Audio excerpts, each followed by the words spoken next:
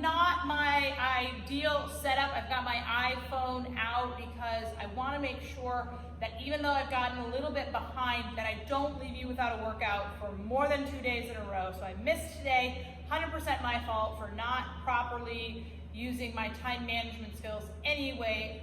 That being said, 10 belly breaths. We're gonna go flat on our back, feet flat on the floor, in through the nose, out through the mouth, really focusing on allowing all of that stress of the outside world go away so that you can be present for the next 30 minutes. That's our goal, especially in this heat, to keep you guys through about 30 minutes. Once we've done that, if we have a band at home, great, throw it on your back for a good morning. Again, we're assuming that everybody's got some set of dumbbell or kettlebell. We're just gonna go ahead and we're gonna hold that weight in a goblet type position. Heels are gonna go underneath the hips. Hips are gonna go back. Chest will come forward for 20, 2-0. Good morning. Just really squeeze through the glutes to make sure that we stand all the way up. From there, we're gonna go into 10 lateral lunges.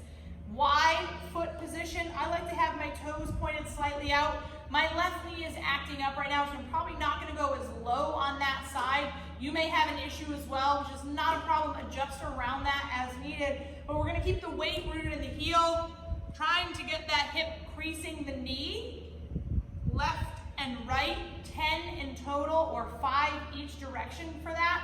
And then from there, we're gonna sit down physically on the floor for 10 shin box flow, or sometimes you'll hear this called a 90-90 because we're creating a 90 and a 90. From this position, goal is to keep the hands free from touching your shins, but we want to get feet flat on the floor and then drop them 90 degrees to the opposite side. So that will be 1, bring them flat, 2.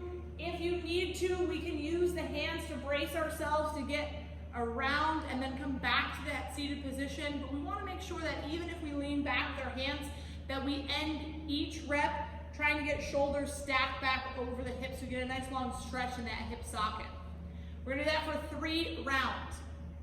Then today's workout is an every minute on the minute, or an EMOM in the CrossFit world. We're gonna have 3 different movements. We're essentially gonna go 4 rounds, if that makes sense. 30 seconds on, 30 seconds off. A lot of times you'll see this as a certain rep scheme, but we want to make this as easy and brainless as possible. You're gonna work for 30 seconds, you're gonna rest for 30 seconds for 12 minutes using 3 movements. That first movement is gonna be a dumbbell deadlift. Again, we're assuming that you've got dumbbells. If you don't have dumbbells, you can use a kettlebell. Obviously, you can always use a barbell as well. But with our dumbbell deadlift, we're gonna have our heels underneath our hips, maybe even a little bit inside. Dumbbell in each hand. Hip is gonna go back. Chest is gonna come forward. We're gonna try to keep those shins vertical. We're gonna touch the head of the dumbbell to the ground and stand all the way through. If we find it difficult to get all the way down without having some aching in the hip hinge, we can go down to that mid-shin and stand from there as well. We're gonna go for 30 full seconds of work. We then get 30 seconds of rest. We're gonna ditch 1 dumbbell for our 2nd minute of work. So once we have taken that 30 seconds of rest, we're gonna come back to dumbbell swings. Heels are gonna go outside of the hips. From this position, hip hinging back. I'm gonna keep my hands nice and tight into that hip hinge. We're gonna open up through the hip and swing.